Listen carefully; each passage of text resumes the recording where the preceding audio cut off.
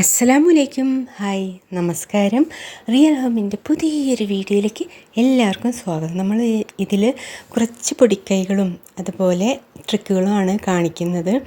എങ്ങനെ ഉള്ളി ഫ്രഷായിട്ട് ഫ്രിഡ്ജിൽ മുറിച്ച ഉള്ളി എങ്ങനെ സൂക്ഷിക്കുക, അതുപോലെ മുട്ടകൾ പഴയതാണോ പുതിയതാണോ എങ്ങനെ തിരിച്ചറിയാം, എത്ര ആഴ്ച പഴക്കമുണ്ടെന്ന് അറിയാം. അതുപോലെ ഉള്ളി മുറിക്കുമ്പോൾ നമ്മുടെ കണ്ണിൽ നിന്നും ധാരധാരയായിട്ട് ഒഴുകണ കണ്ണുനീര് എങ്ങനെ തടയാം, അതുപോലെ ഇങ്ങനെ നമ്മൾ കട്ടിംഗ് ബോർഡ് ക്ലീൻ എങ്ങനെയാക്കാം, അതൊക്കെയാണ് കാണിക്കുന്നത്. ഫസ്റ്റ് നമ്മൾ ഉള്ളി മുറിക്കുമ്പോൾ കണ്ണിന്ന് നമ്മുടെ കണ്ണുനീര് വരാതിരിക്കാനുള്ള ഒരു സൂത്രമാണ് ഇവിടെ കാണിക്കാൻ പോകുന്നത്. അതിന് ഒരു ചെറുനാരങ്ങ മുറിച്ചിട്ട് അതുകൊണ്ട് കത്തിയും അതുപോലെ ഈ കട്ടിങ് ബോർഡിൽ എവിടെ വെച്ചിട്ട് നമ്മൾ ഉള്ളി മുറിക്കുന്ന ആ ഭാഗം ഒന്ന് നാരങ്ങ പിഴിഞ്ഞിട്ട് ആ നീരൊന്ന് ആക്കുക. അതിനുശേഷം നമ്മൾ അവിടെ വെച്ച് ഉള്ളി മുറിച്ചാൽ നമുക്ക് നമ്മുടെ കണ്ണിൽ നിന്നുള്ള വെള്ളം വരാതിരിക്കാൻ വരത്തില്ല. ഓക്കെ, അപ്പോൾ ഇതൊന്ന് ട്രൈ ചെയ്തിട്ട് അഭിപ്രായം അറിയിക്കണം കേട്ടോ. നല്ലൊരു അടിപൊളി ടിപ്പാണിത്, എല്ലാവരും ഒന്ന് ചെയ്ത് നോക്കണം. നമ്മൾ ഉള്ളി മുറിക്കുമ്പോൾ ആരാണെങ്കിലും കണ്ണിന്ന് വെള്ളം ഇങ്ങനെ വരും, തടുക്കാൻ പറ്റില്ല. ചില ഉള്ളിക്ക് ഭയങ്കര സ്ട്രോങ് ആയിരിക്കും അല്ലേ. ഇനി അടുത്തത്, നമുക്ക് കട്ടിംഗ് ബോർഡ് പലതും മുറിച്ചിട്ടൊക്കെ കറയും ഒക്കെ ആയിട്ട് അങ്ങനെ കേടായി നാശമായിട്ട് ഇരിക്കുകയായിരിക്കും. പഴയ കട്ടിംഗ് ബോർഡാണെങ്കിൽ ക്ലീനാക്കാൻ ഭയങ്കര പാടായിരിക്കും. അതിനൊരു സൂത്രമുള്ളത്, നമുക്ക് അപ്പക്കാരം കുറച്ചെടുത്ത് നന്നായിട്ടൊന്ന് തൂകി പരത്തിയിടാം. ഇങ്ങനെ നന്നായിട്ടൊന്ന് എവിടേക്കാണ് ബ്ലാക്ക് കളറും വേറെ എന്തെങ്കിലും കളറിൻ്റെ അവിടെയൊക്കെ തേച്ചതിന് ശേഷം നമുക്ക് ചെറുനാരങ്ങ നീര് കൊണ്ട് അവിടെയൊക്കെ നമുക്കിങ്ങനെ ഇറ്റിച്ചു കൊടുക്കാം. അതിനുശേഷം ആ ചെറുനാരങ്ങയുടെ തൊണ്ട് തന്നെ ഉപയോഗിച്ച് ഇതൊക്കെ ഒന്ന് സ്പ്രെഡ് ചെയ്ത് കൊടുക്കാം. അതിനുശേഷം ഒരു 10 മിനിറ്റ് വിട്ടേക്കുക. എല്ലായിടത്തും നന്നായിട്ട് എവിടേക്കാണ് ക്ലീൻ ആവേണ്ടത് അവിടെ നന്നായിട്ടൊന്ന് ഇത് സ്പ്രെഡാക്കിയിട്ട് ഇത് നമുക്കവിടെ വിടാം. ഒന്ന് ഉണങ്ങാനാവുമ്പോൾ നമുക്കിതൊന്ന് വാഷ് ബേസിൻ്റെ കീഴെ കൊണ്ടിട്ട് ക്ലീനാക്കിയിട്ട് വെള്ളമൊഴിച്ച് ക്ലീനാക്കാം. അതുമല്ലെങ്കിൽ നമുക്ക് പിന്നെ സോപ്പ് എടുത്തിട്ടോ അല്ലെങ്കിൽ സ്ക്രബ്ബർ കൊണ്ടോ ജസ്റ്റ് ഒന്ന് സ്ക്രബ് ചെയ്താൽ ആ കറകളും ഒക്കെ പോയിട്ട് നല്ല ഫ്രഷായിട്ടിരിക്കും ബോർഡ്. നമുക്ക് നോക്കാൻ കഴിയില്ല, ഇങ്ങനെ എല്ലായിടത്തും ഇങ്ങനെ തേച്ച് കൊടുക്കാം. ഇങ്ങനെ ചെറുനാരങ്ങയുടെ തോല് തന്നെ മതിയാവും കേട്ടോ ഇതിന്. ഇങ്ങനെ സ്പ്രെഡ് ചെയ്ത് വിടാം.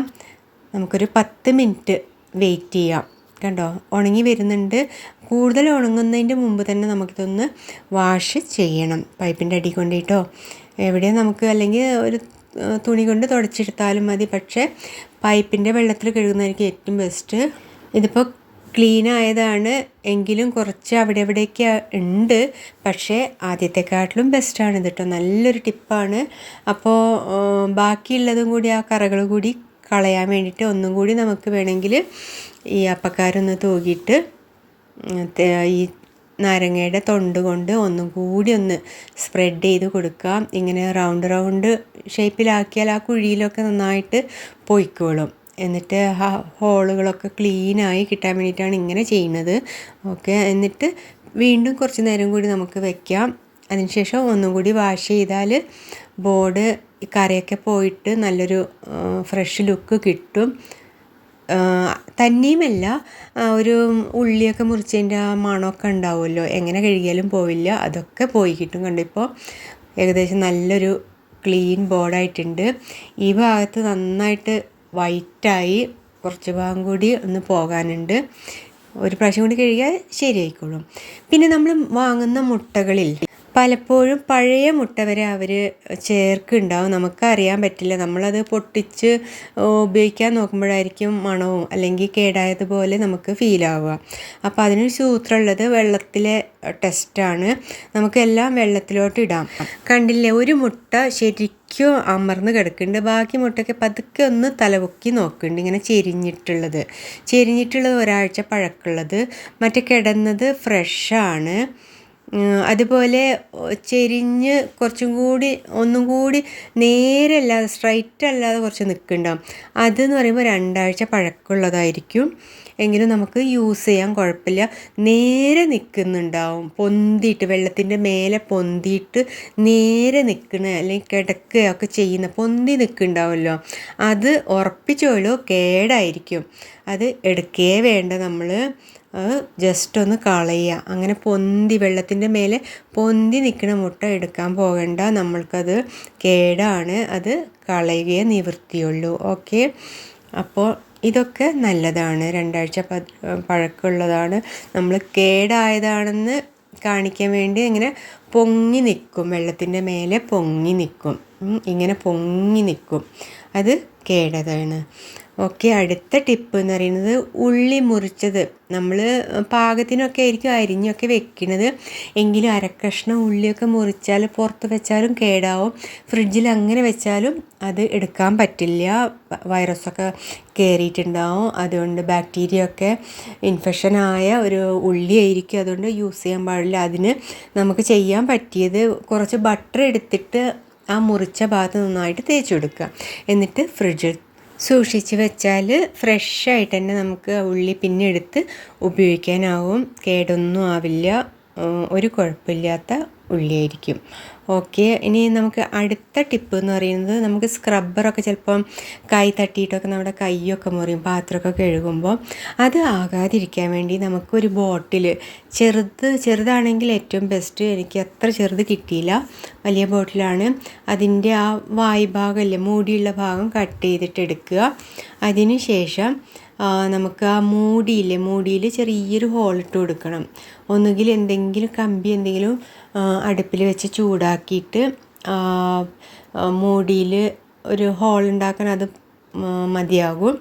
അപ്പോൾ നമ്മളിങ്ങനെ എടുത്തിരിക്കണു. ഇനി ഈ മൂടിയിൽ വേണം ഒരു ദ്വാരം ഇട്ട് കൊടുക്കണം. അതിന് ഒരു കമ്പി ചൂടാക്കിയിട്ട് മൂടിയിലൂടെ ഒന്ന് പതുക്കെ അമർത്തി, പ്ലാസ്റ്റിക് അല്ലേ, പതുക്കെ ഒന്ന് അമർത്തി കൊടുത്താൽ അവിടെ ഒരു ദ്വാരം വീഴും. ഞാൻ ഈ കമ്പിയാണ് എടുത്തിരിക്കുന്നത്, ചൂടാക്കിയിട്ടുണ്ട്. നമുക്ക് തിരിച്ചു വെച്ചിട്ടോ എങ്ങനെയെങ്കിലും ഒന്ന് ഇതിലൊരു ദ്വാരം ഉണ്ടാക്കണം, അത്ര തന്നെ. എന്നിട്ട് അതിലൂടെ ഒരു പ്ലാസ്റ്റിക്കിൻ്റെ നൂലുണ്ടാവുമല്ലോ, പ്ലാസ്റ്റിക്കിൻ്റെ നൂല് കടത്തിയിട്ട് അത് സ്ക്രബ്ബറിലൂടെയും കടത്തിയിട്ട് ഈ മുറിച്ചെടുത്ത ബോട്ടിലിൻ്റെ വായ്ഭാഗത്ത് നമുക്കത് ഫിക്സ് ചെയ്താൽ നമ്മുടെ കൈവിരലുകളും കൈയൊന്നും മുറിക്കാതെ തന്നെ നമ്മുടെ പാത്രങ്ങളൊക്കെ ക്ലീൻ ആക്കിയെടുക്കാൻ ആ സ്ക്രബ്ബർ കൊണ്ട് പറ്റും. അല്ലെങ്കിൽ പലപ്പോഴും മുറിയാറുമുണ്ട്, നല്ല പെയിനാണ്, അത് യൂസ് ചെയ്യുന്നവർക്കേ അറിയുള്ളൂ. അപ്പോൾ നമുക്ക് ഈ മൂടി ഒന്ന് ഹോളിട്ട് കൊടുക്കാം. ഓക്കെ, പ്ലാസ്റ്റിക് ആയതുകൊണ്ട് പെട്ടെന്ന് ദ്വാരം വീണുള്ളൂ കേട്ടോ. ഇങ്ങനെ ഒരു ഹോളിട്ട് കൊടുക്കാം. കുറച്ച് കട്ടിയാണ് ഇത്.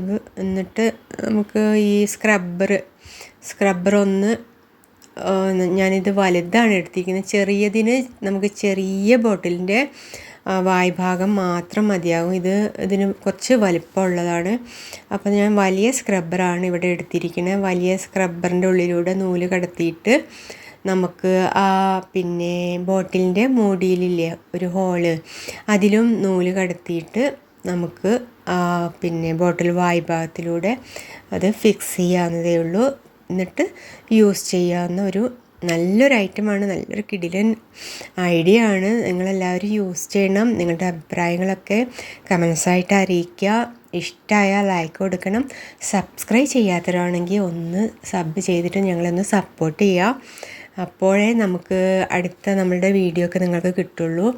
Sub with bell icon all options. Okay, നമ്മളിങ്ങനെ കടത്തിയതിന് ശേഷം സ്ക്രബ്ബറിലൂടെ പതുക്കെ കടത്തുക. അതിന് ശേഷം ബോട്ടിലിടുക. ബോട്ടിലിട്ടാൽ ബോട്ടിലിൻ്റെ വായ്ഭാഗത്ത് കെട്ടിയാൽ നല്ല പാത്രമൊക്കെ കഴുകാൻ പിന്നെ നമുക്ക് ഈസി ആവും. നമ്മുടെ കൈ മുറിയില്ല. അതുപോലെ വിരലിൻ്റെ അറ്റമൊക്കെ പലർക്കും മുറിവാവുന്നത് നമ്മൾ ശ്രദ്ധിച്ചിട്ടുണ്ട്. അതുകൊണ്ട് അത് ആവാതിരിക്കാൻ വേണ്ടിയിട്ടാണ് ഇങ്ങനെയൊരു സൂത്രം. നിങ്ങൾക്ക് ഇഷ്ടമായിട്ടുണ്ടാവുമെന്ന് അറിയാം. അടുത്തത് നമുക്ക് എന്നും ജീവിതത്തിൽ ഉപകാരമുള്ള ഒരു പിടി നുറുങ്ങുകളായിട്ടാണ് നമ്മളെപ്പോഴും വരുന്നത്. അതുപോലെ പലപ്പോഴും നമ്മുടെ വീട്ടിൽ ഉപയോഗിക്കുന്ന വീട്ടുപകരണങ്ങളെ പറ്റിയും ഈ ചാനലിൽ പരിചയപ്പെടുത്താറുണ്ട്. എല്ലാവർക്കും അറിയുന്നതായിരിക്കും അല്ലേ? അപ്പോൾ നമുക്ക് ഇതിന് ആ മൂടിയിലൂടെ ഒന്ന് കടത്തിയതിന് ശേഷം ബോട്ടിലിൻ്റെ വായ്ഭാഗത്ത് ഇങ്ങനെ ഫിക്സ് ചെയ്യാം. എന്നിട്ട് നമുക്ക് ഒരു പാത്രം എടുത്തിട്ട് നന്നായിട്ട് വാഷ് ചെയ്യാനും ഒക്കെ ഉതകും, കൈ മുറിയില്ല. അടുത്തത് ഏറ്റവും യൂസ്ഫുള്ളായ ഒരു ടിപ്പാണ്. നമ്മളെപ്പോഴും ഉപയോഗിക്കുന്ന ഉരുളക്കിഴങ്ങ് കറി വെച്ച് കഴിഞ്ഞിട്ടായിരിക്കും മധുരമുള്ളതാണെന്ന് മനസ്സിലാവുക. അത് ഒഴിവാക്കാൻ വേണ്ടിയിട്ട് ചൂടുവെള്ളത്തിൽ ഉപ്പ് ചേർത്തിട്ട് കഷ്ണങ്ങളാക്കി ഉരുളക്കിഴങ്ങ് ഒരു 10 മിനിറ്റ് നേരം അതിൽ ചേർത്തിട്ട് അടച്ച് വെക്കുക. അതിന് ശേഷം നമ്മൾക്ക് കറി ഉണ്ടാക്കി നോക്കൂ, ഒരു പ്രശ്നം ഉണ്ടാവില്ല. നല്ലൊരു ഒറിജിനൽ ടേസ്റ്റോടുള്ള ഉരുളക്കിഴങ്ങിൻ്റെ കറി നമുക്ക് കിട്ടുന്നതായിരിക്കും. കറി ആണെങ്കിലും ഫ്രൈ ചെയ്യാനാണെങ്കിലും എന്തിനു വേണമെങ്കിലും.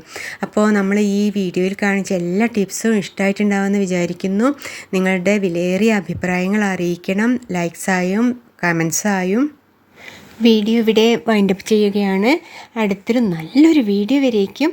അസ്സലാമു അലൈക്കും, നമസ്കാരം, bye. Thank you for watching my video.